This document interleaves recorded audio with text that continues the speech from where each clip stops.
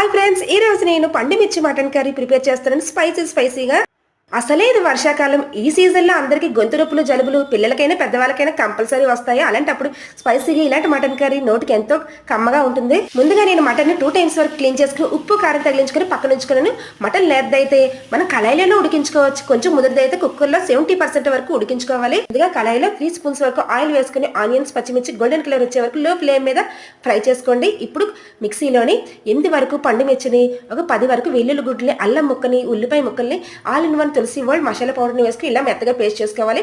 ఇప్పుడు onions fry అయిన తర్వాత 70% ఉడికించిన మటన్లో ఉప్పు, కారం, మనం మిక్సీ ఆడిన మసాలా పేస్ట్ని వేసుకొని కుక్కర్లో ఉడికించుకోగా మిగిలిన వాటర్ని కూడా వేసుకొని ఆయిల్ పైకి తేలే వరకు బాగా ఫ్రై చేసుకోవాలి. మటన్ ఎంత బాగా ఉడికితే అంత టేస్ట్గా ఉంటుంది. చివరిలో టమాటా ముక్కల్ని, కొత్తిమీరని కూడా వేసుకొని బాగా ఉడికించుకోండి. ఈ వర్షాకాలంలో వేడిగా స్పైసీ మటన్ కర్రీ రోటీస్కైనా రైస్కైనా సూపర్.